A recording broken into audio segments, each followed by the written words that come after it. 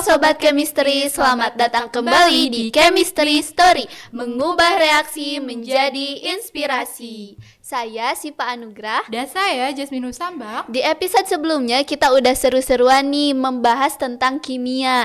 Tapi pernah gak sih kalian berpikir gimana caranya untuk menikmati keindahan kimia tanpa harus merusak lingkungan? Nah, benar sekali nih Teh. Untuk membahas topik kali ini, kita kedatangan tamu spesial nih. Yang akan menemani kita di 30 menit ke depannya. Yuk, kita langsung saja panggilkan. Beliau adalah seorang aktivis Bank Sampah Amal Hakiki dan juga seorang duta lingkungan. Wih, keren banget. Yuk langsung saja kita panggilkan Kang Faisal Amir, SSI. Halo sahabat chemistry. Halo. Kang Wih, keren banget ya narasumber kita kali ini sudah memakai selempang duta lingkungan. Kayaknya udah siap banget gitu membagi ilmu kepada kita semua gitu tentang kimia hijau ini. Nah, benar sekali nih Teh. Auranya segar sekali. Iya, nih. betul banget. Enak dipandang gitu ya. Nah, sebelum kita memasuki pembahasan yang lebih seru, mungkin kita kenalan dulu nih ke Akang ini siapa nih, dan boleh Kang memperkenalkan diri juga latar belakang serta pengalamannya Akang di bidang lingkungan. Baik. Bismillahirrahmanirrahim. Assalamualaikum warahmatullahi wabarakatuh. Waalaikumsalam. Sebenarnya izin perkenalan diri, nama saya Faisal Amir. Kemudian alhamdulillah saat ini saya aktif sebagai trainer muda lingkungan di Kabupaten Garut. Kemudian saya juga aktivis di Bank Sampah Amal Hakiki. Dan alhamdulillah mungkin untuk pengalaman di lingkungan sendiri, saya juga kemarin alhamdulillah mendapatkan juara utama 5 di Duta Lingkungan Jawa Barat. Dan tentunya mungkin ini sebuah amanah yang besar mungkin bagi saya, khususnya untuk di lingkungan nanti diterapkan. Kemudian saya juga selain aktif di Bank Sampah Amal Hakiki, karena alhamdulillah setelah menimba ilmu di Bank Sampah Amal Hakiki, alhamdulillah saya sudah merancang mungkin sekarang menjadi Direktur Bank Sampah Peradaban yang sudah sekarang dibentuk di kampung sendiri. Wih, keren banget itu. Ya, Masya Allah, tabarakallah, pengalamannya banyak sangat banget. Luas sekali ya Teh. Iya. Nah kan sekarang itu kakak di Duta Lingkungan ya. Aku jadi penasaran nih, apa sih yang memotivasi kakak gitu sampai kakak tuh sekarang bisa menjadi Duta Lingkungan, bahkan aktivis di Bank Sampah Amal Hakiki ya. Pertama mungkin sebetulnya bukan berawal dari sebuah keinginan sebetulnya terkait di Duta Lingkungan ini, namun karena pada saat pemberangkatan awal berawal dari keprihatinan mungkin melihat kondisi lingkungan yang saat ini semakin rusak, dan tentunya kita selaku manusia ataupun selaku khususnya mungkin di orang-orang yang memang tahu terkait kondisi di lingkungan seperti apa dan yang lainnya, tentu kita harus mau dan juga harus bisa untuk bagaimana caranya lingkungan itu sampai bisa kita jaga, karena ketika kita menjaga alam, tentu alam akan menjaga kita juga. Ya, betul banget. Jadi inisiatif sendiri ya untuk terjun gitu ya ke ini lingkungannya gini gitu. Dan juga berawal dari hal yang kecil juga ya Kak, untuk bisa menjadi dampak untuk yang lebih besar nih ke depannya. Nah kan tadi gelarnya itu Akang SSI ya. Itu berarti Akang lulusan saintis ya gitu. Dari lulusan kimia ya di Universitas Garut. Nah itu sesuai banget ya sama tema sekarang kita. Benar sekali. Sebelum itu nih ada beberapa prestasi Akang ini, yaitu Akang ini pemenang utama top 5 Duta Lingkungan Jawa Barat 2024, finalis 10 ide hebat untuk Kabupaten Garut 2024, penerima beasiswa Batur Bumi, dan juga sebagai trainer muda lingkungan hidup Kabupaten Garut. Nih sangat hebat sekali. Iya, banyak banget ya prestasi dan pengalamannya. Aku jadi insecure. Padahal gak boleh insecure ya. Ya, kita harus banyak bersyukur. Nah, tadi kan sesuai ya tema lulusannya kimia, terus duta lingkungan, sesuai ya dengan tema kita kimia hijau. Jadi boleh gak sih kita tanya-tanya gitu seputar kimia dan lingkungan? Kita juga kepo nih Kang, gimana nih dunia kimia dan lingkungan itu keterkaitannya gimana sih gitu. Nah, kan sekarang tuh lagi naik daunnya topik tentang kimia hijau ya. Menurut Akang sendiri, kimia hijau itu apa sih gitu? Kalau menurut saya pribadi, kimia hijau itu mungkin dilansir dari beberapa sumber juga bahwa kimia hijau itu adalah konsep dari ilmu kimia yang nantinya konsep itu membahas mengenai prinsip bagaimana proses kimia itu menjadi ramah lingkungan. Jadi proses reaksi kimianya ramah lingkungan seperti apa, kemudian nanti produk yang dihasilkannya pun ramah lingkungan juga. Jadi tujuan utama dari green chemistry itu adalah ke sana. Kemudian nama lain dari green chemistry adalah kimia berkelanjutan. Jadi bagaimana nantinya proses dan juga produk yang memang dihasilkan dari proses kimia tersebut itu nantinya bisa berkelanjutan dan juga ramah lingkungan tentunya. Jadi kayak harus ramah lingkungan Iya, ya gitu. benar Jadi sekali. kimia itu enggak berbahaya tapi bisa juga ramah lingkungan ya. Nah, kalau tadi konsep kimia hijau tadi bisa diterapkan enggak sih dalam pengelolaan sampah gitu kan? Soalnya sampah itu jadi masalah yang besar ya, Ya, benar terutama sekali. di Indonesia itu masalah sampah dari dulu sampai sekarang tuh enggak selesai-selesai gitu. Konsep kimia hijau yang bisa diterapkan tentu sangat bisa sekali sebetulnya. bisa, Konsep bisa. green chemistry dilaksanakan ataupun dilakukan pada pengelolaan sampah ataupun pada produk-produk yang memang berhubungan dengan ada proses reaksi kimianya. Itu ada banyak sebetulnya metode-metode ataupun hal-hal yang memang bisa kita lakukan, terutama mungkin berhubungan dengan kondisi sehari-hari kita untuk melaksanakan green chemistry ini. Contoh penerapannya itu kayak gimana sih Kang di pengelolaan sampah itu kimianya? Kalau pengelolaan sampah, mungkin kita berbicara masalah sampah terlebih dahulu ya. Masalah sampah mungkin kondisi di Indonesia sekarang, jika dilihat dari data Sistem Informasi Pengelolaan Sampah Nasional atau SIPSN, ini timbulan sampah perharinya di Indonesia itu ada sekitar 105.000 ton per hari. banget ya. Itu di Indonesia. Kalau misalkan di Kabupaten Garut dilansir dari SIPSN juga itu terdapat 1.121 ton. Ini Sangat banyak 1.121 ton per hari ini. Iya, per hari itu lagi. baru yang terdata, belum mungkin yang di Pinggir-pinggir gitu ya, nggak pelosok-pelosok kedata, yang iya. memang belum terdata. Itu tentunya bahkan lebih banyak lagi per hari timbulan sampahnya. Nah, kalau misalkan timbulan sampah ini tidak diolah ataupun tidak dikelola, tentu akan menjadi permasalahan yang sangat Iya, serius. betul Benar banget. sekali, itu menjadi salah satu PR kita nih sebagai anak muda nih Kang ya. Iya. Kalau ini Kang penerapan lainnya gitu kayak di bidang sampah kayak mungkin kayak reduce, recycle gitu ya kimianya di pengelolaan sampahnya. Teknik-tekniknya gitu. Berbicara balik lagi tadi ke sampah. Jadi dari sumber sampah tersebut salah satu komposisi terbesar itu adalah sampah sisa makanan sebetulnya.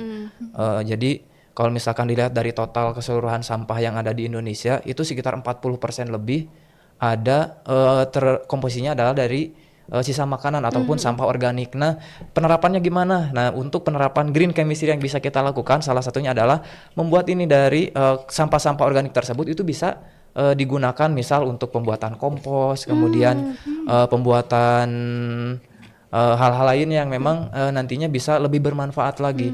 Jadi kalau misalkan sekarang permasalahan sampah sangat menjadi hal yang sangat fundamental ataupun yang sangat urgent sekali yang harus betul-betul segera diselesaikan, itu sebetulnya kalau misalkan karena kan salah satu sumber sampah terbesar adalah dari rumah tangga. Iya, Kalau betul misalkan di banget. rumah tangganya udah beres semua, nih udah dipilah-pilah contoh sampah organik, anorganik dan juga yang residunya udah dipisahkan, otomatis sebetulnya sampah itu tidak akan berbau, tidak akan bau. Kenapa sampah bau? Karena sampah plastik dan juga sampah organik itu tercampur. Kemudian menghasilkanlah sebuah gas yang namanya gas, kalau misalnya di kimia dipelajari mungkin salah satunya adalah gas metana Iya, dan juga betul CO2. banget metana. Nah itu gas-gas tersebut yang menjadi sumber dari efek rumah kaca nantinya atau pemanasan global. Jadi beberapa peneliti pun mengungkapkan bahwa sekarang tuh suhu bumi semakin naik nih, naik berapa derajat kalau misalkan dilihat dari beberapa sumber. Jadi ya Kita itu- harus pilih-pilih ya, pilih-pilih sampah mana organik, mana anorganik. Nah, itu kan susah banget ya, karena kan masyarakat awam tuh kayak ini sampah ya udah masukin ke tong sampah gitu ya, nggak dipilih-pilih yang organiknya, yang anorganiknya nggak dipilih-pilih. Itu gimana sih cara mengedukasi masyarakat biar tahu gitu, ini tuh sampah organik, ini sampah anorganik gitu. Nah untuk mengetahui hal atau untuk menangani hal itu tentu kita tidak bisa perorangan ya. Tentu harus semua stakeholder harus ikut bergabung dan juga semua stakeholder harus ikut berkecimpung di pengolahan ini. Di mana mungkin kolaborasi yang bisa kita lakukan ataupun bisa kita jalankan, ada kolaborasi yang namanya kolaborasi hexahelix. Oh, apa itu Gimana Kang? tuh? Jadi kolaborasi hexahelix ini adalah kolaborasi pertama mungkin antara masyarakat, Jadi harus ada masyarakatnya betul-betul harus bisa bekerja sama untuk melakukan kolaborasi ini. Pertama masyarakat, kemudian kedua itu pemerintah. Jadi bagaimana caranya pemerintah supaya bisa bekerja sama dengan masyarakat untuk menanggulangi hal ini. Kemudian selanjutnya hukum dan juga regulasi. Tentunya hukum dan juga regulasi ini harus dijalankan, kan undang-undangnya sudah jelas tentang sampah dan yang lainnya itu kan udah kita tinggal menerapkan hal itu. Kemudian yang keempat harus ada akademisi. Jadi akademisi ini tentunya pakar-pakar yang memang nantinya bisa mengolah nih dari sampah itu bisa jadi apa. Nah itu tujuannya dari akademisi ini nantinya bisa untuk edukasi dan yang lainnya. Kemudian yang kelima ada juga industri. Jadi kita juga harus kolaborasi dengan industri juga, dengan industri supaya nantinya dari sampah-sampah yang memang dikelola dari masyarakat, contoh yang bisa didaur ulang, tentu kan kita harus bekerja sama dengan industri itu. Jadi kalau misalkan tidak bekerja sama, ya permasalahan sampah ini tidak akan terselesaikan. Kemudian tadi yang ke-6 ya kan hexahelix itu ada 6 poin. Jadi tadi dari mulai masyarakat, kemudian pemerintah, regulasi dan juga hukum, dan yang terakhir itu mengenai media sosial, media massa. Juga berperan. Nah, media juga harus berperan karena udahlah stop, contohnya kita media tuh menyebarkan berita-berita hoax. Jadi kita giring contoh media ini untuk intinya hal-hal yang bermanfaat, mempublikasikan lah intinya hal-hal yang bermanfaat, salah satunya tentang edukasi lingkungan ini. Jadi itu otomatis kan contoh kan masyarakat sekarang udah betul-betul kayaknya tidak bisa lepas dari yang namanya gadget sekarang kan ini sudah bisa dimanfaatkan mungkin untuk salah satunya untuk edukasi dan yang lainnya. Jadi pas nanti scroll TikTok tuh nggak FYP-nya yang nggak aneh-aneh ya. Benar. Betul banget. Harus yang mengedukasi ya Teh. Dan permasalahan sampah di Indonesia tuh kan banyak banget ya. Iya, aku jadi khawatir banget sih. Khawatir kenapa nih Teh? Ini kita aku tuh kan kalau ke kampus diri aku sendiri juga ya suka memakai botol plastik gitu ya dari kemasan beli-beli Aku juga sama Teh, gimana ya? Iya kan tadi udah di-spill ya cara menguranginya sampah gitu. Nah ada gak sih cara lain gitu kayak kita tuh memakai kayak buat minuman gitu ya jadi bisa dipakai secara terus-menerus gitu Kang. Untuk hal itu, untuk meminimalisir hal itu tentu kita untuk meminimalisir tadi penggunaan plastik sekali pakai ataupun minuman kemasan, tentu kita bisa alternatif lain dengan membawa tumbler sendiri sebetulnya dari rumahnya masing-masing sehingga misal mungkin nanti bekerja sama dengan kampusnya, contoh kampus mengadakan refill gratis nih air contoh. Harusnya kayak gitu ya. Ketika air kita habis tinggal kita refill. Biasanya kampus di luar negeri kayak gitu loh kan. Itu bisa menjadi salah satu hal gerakan kampus yang memang bisa nantinya untuk meminimalisir sampah terjadinya timbulan sampah plastik. Jadi dengan mahasiswanya membawa tumbler, kemudian ada ketersediaan mungkin air minum, itu bisa bisa kita manfaatkan untuk salah satunya gerakan untuk meminimalisir sampah plastik ini. Dan bisa kita gunakan contoh ini ada salah satu produk mungkin dari Garut Souvenir, salah satunya tumbler ini yang memang bisa kita manfaatkan dan juga bisa kita gunakan sehari-hari dalam mengurangi sampah plastik. Benar sekali Kang. Ini desainnya juga lucu banget ya Teh. Keren banget. Habis ini kita langsung gas beli ke Garut Souvenir ini. Aduh, udah gak sabar banget ya. Juga Kang, untuk mengurangi atau kita berpindah kepada minum-minuman yang berrefill ini tuh kan mengurangi juga potensi kita itu terkena penyakit ya Kang.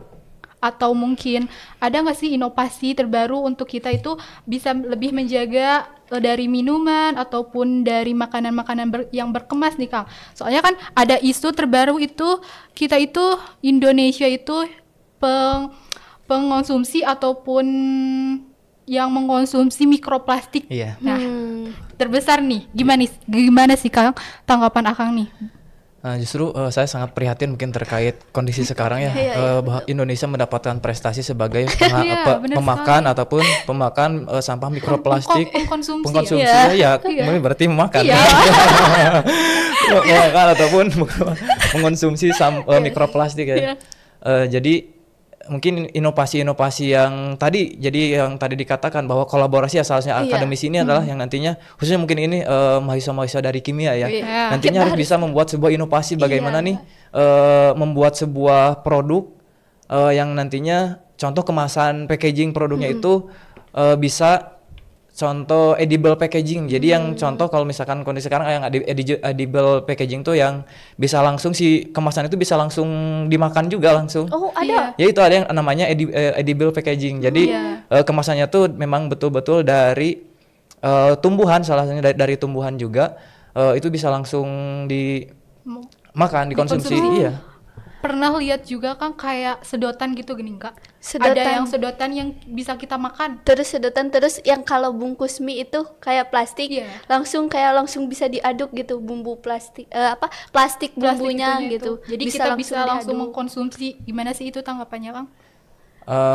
Kalau kita lihat dari bahan-bahannya dulu sebetulnya. Tentu kan kalau misalkan anak-anak kimia ataupun mahasiswa-mahasiswa kimia tentu harus kita analisis terlebih dahulu nih bahannya. Kalau misalkan betul bisa dimakan nih bahannya dari apa aja nih, layak atau enggak untuk dimakan, atau mungkin anak-anak kesehatan lainnya itu bisa ngecek juga bahan-bahan dari barang-barang tersebut. Kalau misalkan memang sangat aman itu bisa dikonsumsi. Tapi kalau misalkan ya ngapain juga mungkin ini sedotan kita makan. Tapi seenggaknya mungkin ini bisa mengurangi sampah plastik intinya itu. Iya bisa. Tapi intinya juga kita harus mengedukasi lebih banyak ya kepada masyarakat juga, peran akademisi dan peran kita nih nanti lulusan kimia harus membuat inovasi baru nih. Iya benar sekali. Nah Kang, selain bisa diterapkan di pengolahan sampah juga, kimia hijau ini bisa diterapkan dalam bidang apa saja? Banyak sebetulnya dalam bidang-bidang lain. Pertama mungkin tadi sudah disampaikan terkait bidang pertanian contohnya. Jadi bidang pertanian kita enggak ketergantungan terhadap pupuk sintetis. Jadi sebetulnya kita juga harus bisa memahamkan ke masyarakat. Jadi kadang masyarakat menyebut pupuk sintetis itu pupuk kimia, padahal organik juga kimia kan. Nah itu kita harus menyampaikan juga bahwa yang seharusnya mereka gunakan ataupun yang kita sudah mulai melek lah intinya ke pemanfaatan yang memang langsung bersumber dari alamnya. Contoh kan tadi dari pupuk kita bisa menggunakan pupuk organik, bukan pupuk yang sintetis. Karena kan tentu kan sudah pada tahu juga nanti dari dampak negatif dari pupuk sintetis ini. Jadi mengurangi kualitas tanah juga dan hal-hal lainnya. Kemudian yang selanjutnya khususnya mungkin di Kabupaten Garut ya. Karena Kabupaten Garut tadi notabene adalah para petani, jadi salah satunya adalah ke pupuk organik jatuhnya. Kemudian di Garut juga kan banyak industri-industri tekstil, ada tekstil juga kan contoh di Garut. Nah, bagaimana caranya nanti bisa menggunakan pewarna alami juga? Oh, ada seperti kayak apa gitu? Pewarna alami banyak sebetulnya di alam. Tapi pewarna alami misalkan bisa pengambilan dari kunyit soalnya untuk warna kuning, kemudian untuk yang dari daun pohon jati kan itu biasanya kan jadi warna merah kayak gitu. Jadi itu salah satu bahan ataupun yang bisa digunakan untuk pewarna alami nantinya. Jadi kalau misalkan pewarna sintetis kan apalagi mungkin pembuangannya langsung ke sungai, tentunya akan merusak lingkungan dan kemudian biota air pun bakalan tercemar dan juga tentunya akan mati juga kalau misalkan terus-terusan tercampur bahan-bahan yang berbahaya. Ekosistem nantinya juga jadi rusak. Ya, tentunya itu. Jadi nanti kalau bisa gitu jadi dari pewarna alami, nanti nih petani sama tekstil, industri tekstil bisa collab mungkin ya. Mungkin ternyata banyak banget ya penerapan dari kimia hijau. Nah, kalau di Garut nih, Kang, penerapan itu apakah sudah terlaksanakan ataupun sudah efektif gitu? Kalau untuk penerapan di pupuk organik, mungkin untuk beberapa petani mungkin di Kabupaten Garut sudah ada yang beralih dari pupuk sintetis ke pupuk-pupuk organik. Jadi saya juga mungkin udah beberapa wilayah memang sering edukasi juga, dan bahkan mungkin ada salah satu wilayah yang nantinya akan dijadikan titik fokus untuk pusat olah organik itu nantinya. Jadi sekarang sedang merancang hal itu. Kemudian untuk yang industri, nah saya belum tahu nih karena belum survei juga di lapangan apakah pernah dilakukan di Kabupaten ataupun belum. Jadi kalau misalkan belum, ya tentunya tadi kolaborasi yang Hexahelix ini yang memang nantinya harus diterapkan. Jadi kalau misalkan kolaborasi Hexahelix ini udah betul-betul diterapkan, ya tentunya permasalahan sampah bakalan sedikitnya terselesaikan. Iya, betul banget. Jadi itu. Bisa mengurangi sampah Iya, ya. benar Nah, sekali. berarti itu penerapannya sedikit efektif ya. Iya, sedikit sedikit. efektif tapi Belum sempurna tapi ya, Teh. belum sempurna. Tapi gak apa-apa, berarti Garut itu sudah siap gitu untuk menyongkong Indonesia yang lebih maju dan Iya. berkelanjutan, Iya. Teh. Nah, kan Kakak ini aktivis bank sampah juga ya. Iya. Nah, ada gak sih kegiatan-kegiatan yang dilakukan di Bank Sampah Amal Hakiki yang sudah menerapkan konsep kimia hijau gitu? Siap. Untuk penerapan konsep kimia hijau, tadi kan ada salah satunya ada pengurangan ataupun mungkin nanti kalau khususnya di bank sampah kan kita mengelola sampah-sampah yang memang sudah ada sebetulnya di masyarakat. Jadi bank sampah tuh jadi kita nabungnya nabung sampah. Oh, Jadi bukan kita tidak bisa untuk mencegah sebetulnya tidak bisa 100% langsung mengurangi sampah karena kita juga di bank sampah tuh jadi sampah-sampah dari masyarakat memang ditabungkan ke kita. Ada beberapa sekitar sekarang tuh udah 200 nasabah lebih yang memang sering nabung ke bank sampah. Jadi kita juga memanfaatkan sampah-sampah yang memang dari masyarakat, baik itu sampah plastik dan juga kertas dan sampah-sampah yang lainnya yang memang bisa untuk didaur ulang. Nah, kita kumpulkan nih nantinya untuk saat ini kita belum bisa sampai ke proses daur ulang secara besar. Jadi hanya jenis-jenis tertentu saja yang memang baru tahap percobaan juga. Jadi kayak bikin kursi ataupun kayak bikin jam dinding dari daur ulang sampah plastik. Jadi kami dari tutup botol kita bikin diolah dengan mesin cacah, kemudian dicacah dengan mesin cacah, kemudian di open nantinya dicetak langsung. Itu baru sampai ke tahap sana untuk penerapan green chemistry-nya. Nah, adapun untuk selanjutnya kan tidak hanya sekedar pelaksanaan atau pengelolaan sampahnya saja, tapi juga mungkin di bank sampah ini juga ada salah satunya pembekalan terkait generasi muda untuk nantinya bisa menjadi aktivis lingkungan ya. Salah satunya mungkin saya juga di sini sebagai penerima beasiswa Batur Bumi. Jadi beasiswa Batur Bumi ini adalah beasiswa yang diadakan ataupun dikelola oleh Bank Sampah Amal Hakiki ya, di bawah naungan Rumah Amal Salman. Jadi di Bank Sampah ini ada yang namanya beasiswa Batur Bumi yang mana nantinya para penerima beasiswa ini di coaching ataupun dilatih untuk bisa nantinya menerapkan apa yang sudah pelajari selama di bank sampah, pengelolaan bank sampah, kemudian bagaimana caranya menarik masyarakat supaya bisa mengelola sampah ataupun supaya bisa memilah sampah. Nah, ini kita dilatih itu termasuk mungkin pengelolaan bank sampahnya. Jadi hasil dari ini juga alhamdulillah saya juga mungkin hasil dari dapat beasiswa ini pun hasilnya sekarang penerapan di kampung sendiri bikin bank sampah juga. Jadi setelah belajar tentu harus diaplikasikan karena kan sebaik-baiknya ilmu atau semanfaat-manfaatnya ilmu adalah ilmu yang diamalkan. Iya, Jadi betul itu. banget. Keren banget ya ini program-programnya di bank sampah. Iya, ternyata banyak banget ya program-programnya. Ada gak sih Kang tantangan yang berat ataupun tantangan-tantangan yang sulit banget Iya, gitu? sampai Akang tuh kayak wah ini berat banget Iya, gitu. sulit banget gitu. Terus sih betul sangat sulit sekali karena kan kita mengubah kebiasaan masyarakat. Iya. Jadi yang namanya mengubah kebiasaan tidak bisa instan. Iya, betul. Jadi kan kita mengubah kebiasaan masyarakat yang awalnya contoh dalam segi penggunaan plastik sekali pakai. Jadi udah terbiasa penggunaan plastik sekali pakai, kemudian sampah-sampah residualnya memang suka dipakai langsung oleh masyarakat. Jadi menghasilkan sampah-sampah tersebut. Jadi kita mau mengubah masyarakat supaya bisa contohnya nanti meminimalisir untuk menghasilkan sampah plastik itu ataupun sampah-sampah residu yang lainnya itu sangat sulit. Iya. Jadi kesulitan itu di dalam menyadarkan ataupun mengedukasi. Kalau misalkan mengedukasi masih mending kan kalau misalkan satu kali edukasi masih mending kalau misalkan langsung ngerti ataupun langsung diterapkan kan ini tidak bisa langsung satu kali karena kita berhadapannya dengan kebiasaan kebiasaan yang memang udah berapa puluh tahun masyarakat yang memang kebiasaannya seperti itu. Terus kita harus betul-betul mengedukasi dari awal lagi bagaimana meminimalisir sampah, kemudian bagaimana nantinya ketika sampah yang dihasilkan bisa didaur ulang kembali ataupun bisa memisahkan sampahnya minimal kalau misalkan belum bisa mendaur ulang bisa memisahkannya dulu aja di rumahnya masing-masing. Itu kan sangat sulit. Iya. Jadi ini ya tantangan yang terberat sebetulnya ini. Kalau misalkan hal yang lainnya kan terkait kita kerjasama dengan industri ataupun pemerintah sebetulnya kalau misalkan ada dukungan-dukungan yang lainnya tuh bakalan cukup gampang Iya, terkait iya, pengelolaannya. benar. Tapi kan ini dari hulunya terlebih Iya. dahulu nih, dari sumber sampahnya terlebih dahulu nih, harus memang terselesaikan terlebih Iya. dahulu.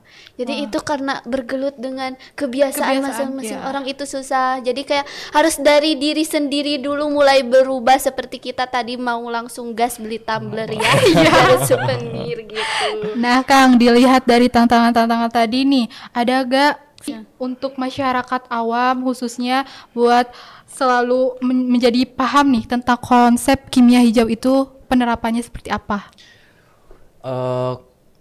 Tadi mungkin untuk penerapan ataupun untuk menyadarkan masyarakat sudah jelas yang tadi Edukasi. yang edukasi. Kemudian dari edukasi juga tidak hanya sekedar edukasi tapi harus ada pendampingan juga. Jadi kalau tanpa pendampingan ya masyarakat pasti bakalan kembali lagi ke kebiasaan awalnya lagi. Kalau misalnya belum masyarakatnya belum terbiasa, berarti kita harus dampingi terlebih dahulu supaya nantinya jadi terbiasa. Iya. Nah itu harus ada edukasi dan juga pendampingan. Kemudian beberapa sumber sampah kan tentu sangat banyak sekali, kan salah satu sumber terbesar adalah dari rumah tangga.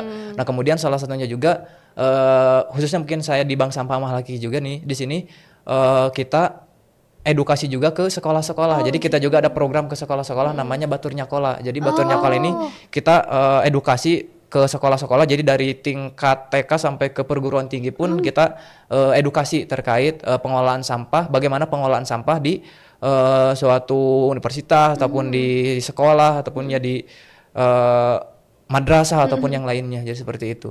Kalau ini kan tadi penyumbang sampah terbesar itu di rumah tangga. Kalau buat ini nih ibu-ibu yang suka masak itu kayak sampah ya udah buang. Itu pernah ngelakuin edukasi juga gak sih gitu? Terkait hal itu paling untuk sementara ini saya belum ke semua titik ataupun memang belum bisa ke semua wilayah. Namun ada beberapa wilayah ataupun beberapa salah satunya mungkin wilayah-wilayah yang memang jadi titik fokus bank sampah ataupun pada saat mungkin nasabah itu menabung ke bank sampah sambil diedukasi juga nih cara pemilahannya seperti apa. Begitupun mungkin sampah-sampah yang lain mungkin kalau di rumah tangga kan pasti plastik, kemudian bekas air kemasan, terus Sisa makanan. sisa makanan harus kayak gimana dan hal-hal yang lainnya. Selebihnya kita ngadain edukasi-edukasi yang memang bekerja sama dengan salah satu organisasi ataupun instansi juga mungkin bisa jadi instansi tingkat RT ataupun RW atau mungkin tingkat desa, jadi ngadain edukasi secara langsung di lapangan seperti apa.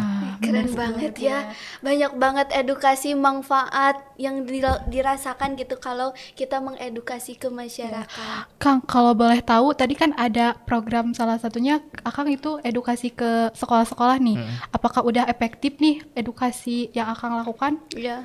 Untuk saat ini sebetulnya belum sepenuhnya efektif, tapi mungkin kita berusaha untuk menuju efektif itu.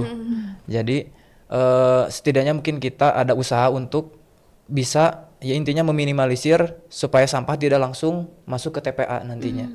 Jadi edukasi-edukasi yang sampai baru hanya sekedar edukasi, belum ke tahap pendampingan. Jadi kita pun mungkin nantinya targetan ke depannya mau ada pendampingan, misal dari satu sekolah itu ada satu orang pendamping dari kita. Jadi sampai saat ini kita ada sekitar 50 sekolahan yang memang sudah teredukasi, tapi belum sepenuhnya secara efektif. Tapi masih kita terus mengusahakan supaya bagaimana pengolahan sampah di sekolah ini bisa efektif. Jadi tata cara tadi salah satunya dengan targetan kita mau mengadakan satu pendamping mungkin di satu sekolah binaan nantinya. Iya, mungkin nanti di Universitas Garut juga bisa ya melakukan pendampingan, Ya, mungkin pendampingan ya, kayak gitu. untuk Biar sampah. kita teh bisa memilih gitu ya sampah organik dan anorganik, bisa menerapkannya juga Iya, benar gitu. sekali. Nah, sebelum masuk sesi akhir nih ada pertanyaan nih dari teman-teman semua dari Sobat Chemistry ini, banyak banget yang masuk ya pertanyaan-pertanyaan tersebut. Nah, boleh Kang memilih gitu mau nomor berapa secara random aja. Totalnya ada berapa pertanyaan? Banyak banget Ada beberapa. Oh, ada beberapa. Iya, 5 aja. nomor 5. Siap Kang. Nih ada pertanyaan dari Teh Nur Aini Wasilah dari Kimia Angkatan 2021.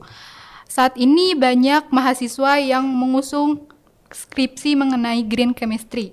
Seperti pemanfaatan bahan alami yang mengandung katalis, misalnya cangkang keong, kulit pisang, dan KOH. Namun penelitian ini seringkali tidak diapresiasi pemerintah dan pengaplikasiannya dalam kehidupan sehari-hari ini kurang dimanfaatkan kurang dimanfaatkan sehingga menjadi tumpukan kertas dan sampah. Bagaimana tanggapan Akang mengenai hal tersebut?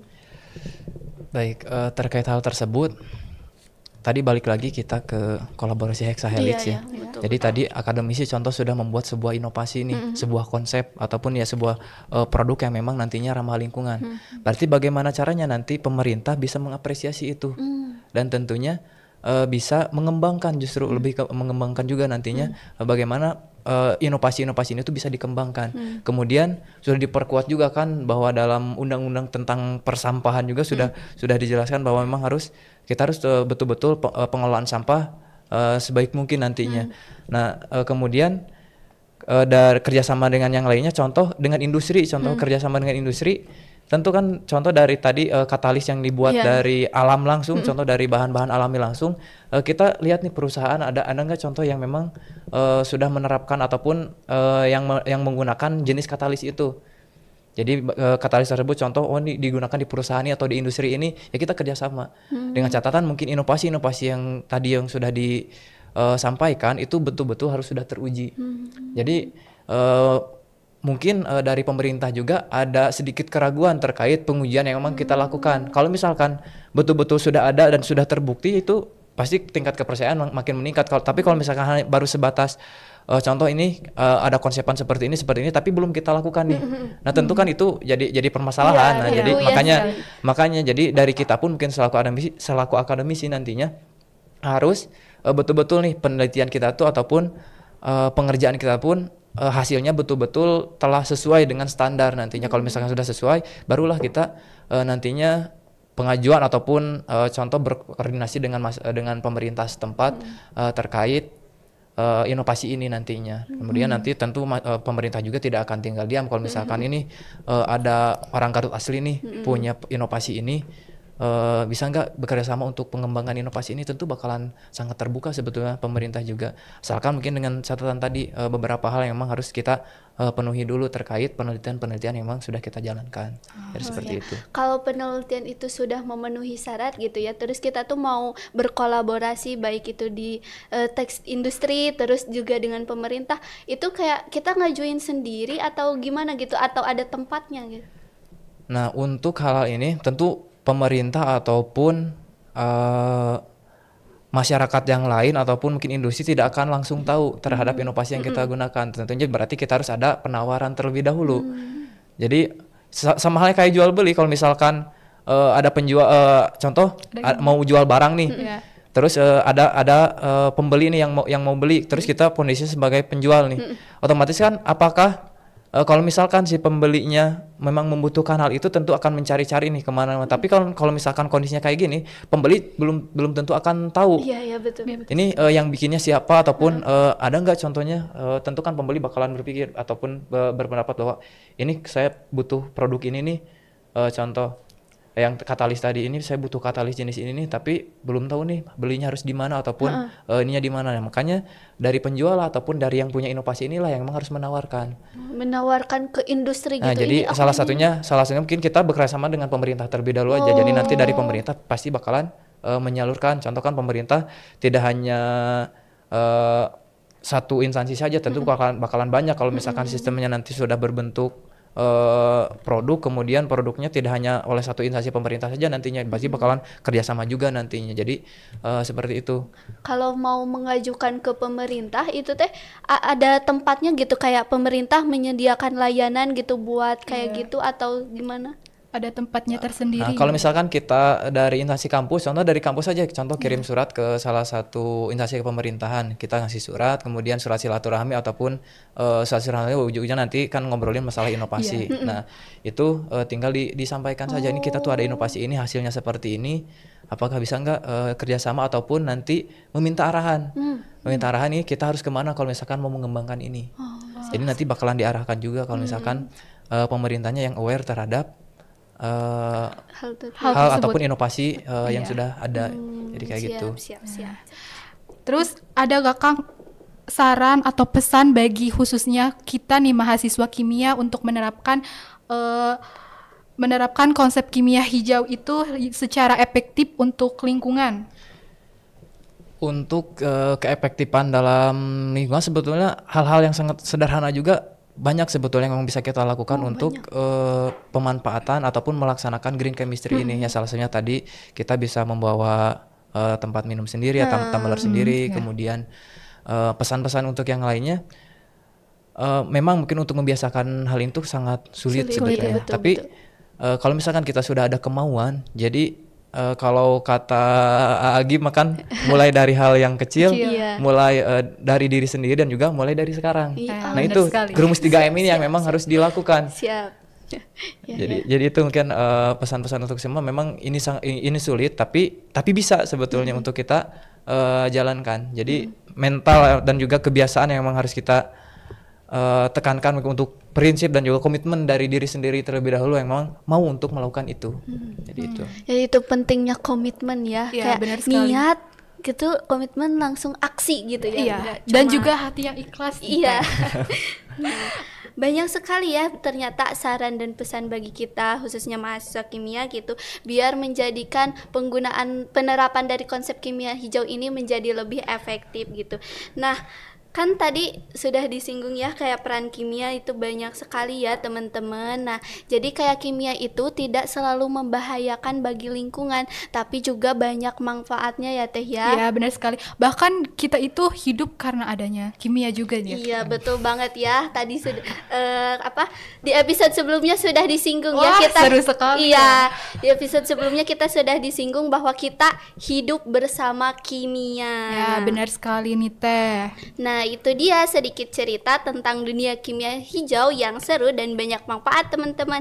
Nah, kalau kalian punya pertanyaan atau cerita lucu tentang kimia, boleh banget nih langsung isi kolom komentarnya atau melalui pertanyaannya melalui @podincast_HMK Uniga. Benar sekali nih Teh.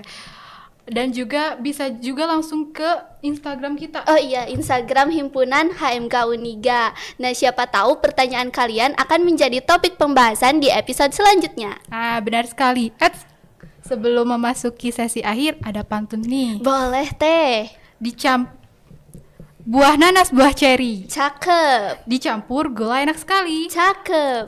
Cukup sekian podcast hari ini. Cakep. Semoga bisa menambah ilmu di kemudian hari. Yeay. Jangan lupa like, Comment, share, subscribe. dan nyalakan notifikasinya. Sampai ketemu di episode selanjutnya. Terima kasih juga kepada media partner kami, yaitu Bank Sampah seputar Garut, asli Garut, serta sponsor kami yaitu Garut Supernir. Dadah.